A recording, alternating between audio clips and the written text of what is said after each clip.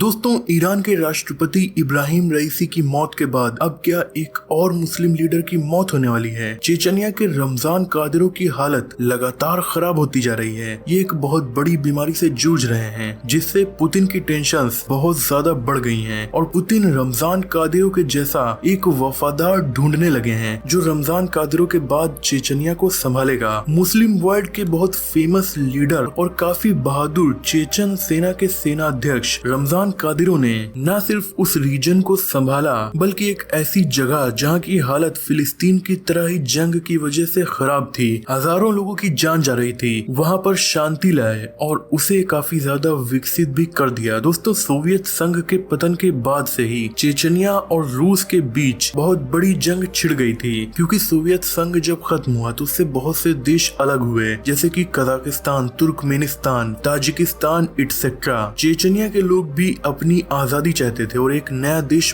बसाना चाहते थे, इसीलिए रूस के साथ इनकी जंग छिड़ गई। लेकिन चेचनिया को आजादी नहीं मिली और उसे रूस का हिस्सा बना लिया गया और यहीं से चेचनिया और रशिया में जंग छिड़ गई। ये जंग इतनी ज्यादा खतरनाक थी कि चेचनिया के हजारों बेगुनाह लोगों की मौत वैसे ही हुई जैसे कि फिलिस्तीन की गाजा पट्टी में हो रही है। यहाँ के लोग बहुत ज्यादा बहादुर होते हैं, इसीलिए इन्होंने जंग में एक बार रूस को भी हरा दिया। हालांकि एक बार रशिया और चेचन वार में रशिया की जीत हो गई, लेकिन किसी भी तरीके से इस इलाके में शांति नहीं आ पा रही थी। फिर एंट्री हुई रमजान कादिरों के फादर अहमद कादिरों की। ये पहले चेचनिया के लिए जंग कर रहे थे और उसे आजाद देश बनाना चाहते थे, लेकिन बाद में इन्होंने रशिया के साथ समझौता कर लिया, जिसके बाद से ही चेचनिया में काफी ज्यादा शांति आ गई। आज चेचनिया इंटरनल मामलों में एक आजाद देश की तरह ही है, लेकिन एक्सटर्नल मामलों में वो रूस का हिस्सा है, वो रशिया का स्पेशल रीजन है। रमजान कादिरों के फादर अहमद कादिरों की मौत के बाद से वहाँ के रूलर हैं रमजान कादिरों। पिछले 25 सालों में रशिया ने चेचनिया को डेवलप करने में बहुत ज्यादा हेल्प की और खूब पैसे रमजान कादिरों को दिए, जिसकी वजह से चेचनिया आज बहुत विकसित लगता है। आज रूस और चेचनिया के बीच इतनी ज्यादा दोस्ती है कि चेचनिया की सेना रूस के पुतिन के लिए अपनी जान देने को भी तैयार रहती है। चेचनिया की जो सेना है वो रमजान कादिरों के इशारे पर काम करती है और बहुत ज्यादा बहादुर मानी जाती है, क्योंकि इस इलाके के लोग बहुत ज्यादा लंबे और चौड़े होते हैं। इन्हें जंग करने में महारत हासिल है और इसीलिए ये सेना बहुत बड़े पैमाने पर यूक्रेन में रूस की तरफ से लड़ रही है। लेकिन पुतिन के लिए प्रॉब्लम यह है कि अगर अचानक से चेचनिया के प्रेसिडेंट रमजान कादिरों की बीमारी की वजह से मौत हो जाती है तो फिर चेचनिया में अस्थिरता पैदा हो सकती है और रूस यहाँ पूरी दुनिया से, खास करके पश्चिमी देशों से यूक्रेन में पंगा लिए हुए है, तो उसे अपना फोकस चेचनिया की तरफ शिफ्ट करना पड़ सकता है और हो सकता है चेचनिया की सेना फिर से उसके खिलाफ हो जाए। इसीलिए पुतिन अभी से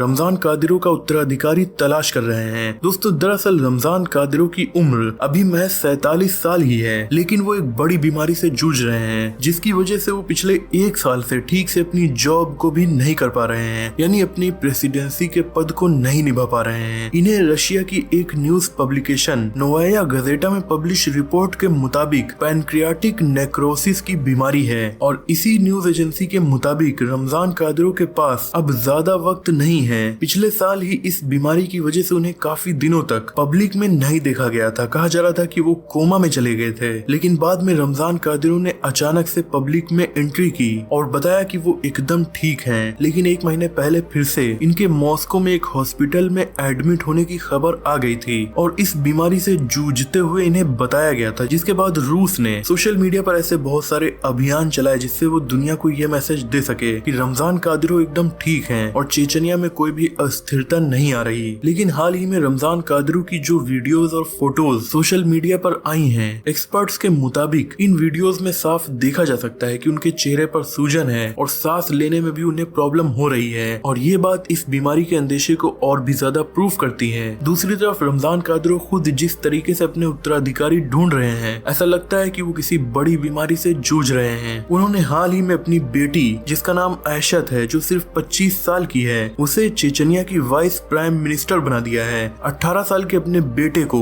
minister of youth and sports बना दिया है। 15 साल के अपने बेटे आदम को अपना हेड ऑफ पर्सनल सिक्योरिटी बना दिया है। हालांकि रमजान कादिरों के बाद कौन चेचनिया पर राज करेगा ये बहुत हद तक पुतिन या फिर रूस की लीडरशिप पर ही डिपेंड करता है, लेकिन ये बात चेचनिया के लोगों पर भी खासा डिपेंड करती है, क्योंकि पुतिन अगर किसी ऐसे इंसान को चुन लेते देते हैं जिसे चेचनिया के लोग पसंद नहीं करते तो फिर से यहाँ अस्थिरता पैदा हो जाएगी। इसीलिए पुतिन खुद भी रमजान कादिरोव की सीट पर बैठने के लिए किसी ऐसे इंसान को ही चुनेंगे जिसे चेचनिया के लोग और चेचनिया की सेना पसंद करती हो। चेचनिया में रमजान कादिरोव और उनका परिवार आज भी काफी ज्यादा पॉपुलर है और लोग उन्हें बहुत ज्यादा सपोर्ट करते हैं, क्योंकि पिछले 25 से 30 सालों में चेचनिया में जो शांति आई और जो डेवलपमेंट हुई है वो रमजान कादिरोव और उनसे पहले वहाँ के लीडर अहमद कादिरोव की वजह से ही आई है। हालांकि इस टाइम रमजान कादिरोव का बड़ा बेटा सिर्फ 18 साल का ही है और चेचनिया का एक रूल है कि वहाँ पर प्रेसिडेंट वही बन सकता है जिसकी एज कम से कम 30 साल हो। इसीलिए इनका बेटा जब तक गद्दी के लायक नहीं हो जाता तब तक चेचनिया की कमान किसी दूसरे पुतिन के वफादार के हाथ में जाएगी। और पुतिन को काफी ज्यादा पसंद है मेजर जनरल अब्ती अलाउद्दीनोव। ये खुद रमजान कादिरोव की अहमद मिलिट्री यूनिट के कमांडर हैं और यूक्रेन में रशिया के लिए लड़ रहे हैं। अब्ती अलाउद्दीनोव कोई आम सैनिक नहीं है बल्कि इन्हें काफी बहादुर कमांडर माना जाता है और रमजान कादिरोव के बाद चेचनिया की पॉलिटिक्स में इनका बहुत बड़ा कद है। और अलाउद्दीनोव से भी पश्चिमी देश बहुत ज्यादा जलते हैं क्योंकि पश्चिमी देश रूस के खिलाफ रहते हैं और ये रूस के वफादार हैं। इन्होंने एक स्टेटमेंट में कहा था कि हम नाटो को 2030 तक खत्म कर देंगे। दोस्तों 20-25 सालों से जब से चेचनिया में जंग रुकी है तब से ही यहाँ पर शांति है और बहुत ज्यादा डेवलपमेंट भी हुई है। इसीलिए कादिरोव परिवार यहाँ पर पॉपुलर है और लोग उनके अलावा किसी और के आने पर भड़क सकते हैं। यहाँ की जो स्पेशल फोर्स है इसे कादिरोविट्स कहा जाता है। ये स्पेशल फोर्स बहुत ज्यादा बहादुर सैनिकों से भरी हुई है और कादिरोव की बहुत ज्यादा वफादार है और कोई दूसरा इंसान अगर चेचनिया का लीडर बनता है तो ये स्पेशल फोर्स वापस से उसके खिलाफ जंग छेड़ सकती है जिससे यहाँ की सिचुएशन फिर से गाजा पट्टी की तरह हो सकती है। लेकिन अब्ती अलाउद्दीनोव की बात अलग है। ये खुद चेचन फोर्स का हिस्सा है और चेचन फोर्स इनके कमांड्स को मानती है और यहाँ के लोगों को ये बात बखूबी पता होगी कि अलाउद्दीनोव केवल उतने सालों के लिए यहाँ के लीडर बने हैं जब तक के लिए कादिरोव का बेटा बड़ा नहीं हो जाता, यानी 30 सालों का नहीं हो जाता। इसीलिए अगर रमजान कादिरोव की मौत हो जाती है तो अलाउद्दीनोव के इनकी सीट पर बैठने से यहाँ की हालत खराब होने के चांस बहुत कम है। लेकिन दोस्तों कुछ भी हो, रमजान कादिरोव की मौत से मुस्लिम लीडरशिप को एक बड़ा झटका जरूर लगेगा क्योंकि ये अक्सर फिलिस्तीन के लिए और दुनिया भर के मुस्लिम्स के लिए आवाज उठाते रहते हैं। इनफैक्ट इन्होंने चेचनिया में गाजा पट्टी में इजरायली हमलों में बेघर कर दिए गए बहुत से फिलिस्तीनियों के लिए घर भी बनाए हैं और उनके जॉब का भी इंतजाम किया है। तो दोस्तों आज की वीडियो में इतना ही। मुझे उम्मीद है कि इस वीडियो से आपकी नॉलेज बढ़ी होगी। वीडियो पसंद आई हो तो इसे लाइक और शेयर कीजिए। ऐसे इंटरेस्टिंग टॉपिक्स पर नॉलेजफुल वीडियोस देखने के लिए हमारे चैनल को सब्सक्राइब करके बेल आइकन को प्रेस कर दीजिए। मिलते हैं अगली वीडियो में, तब तक के लिए अपनों और अपनों का ख्याल।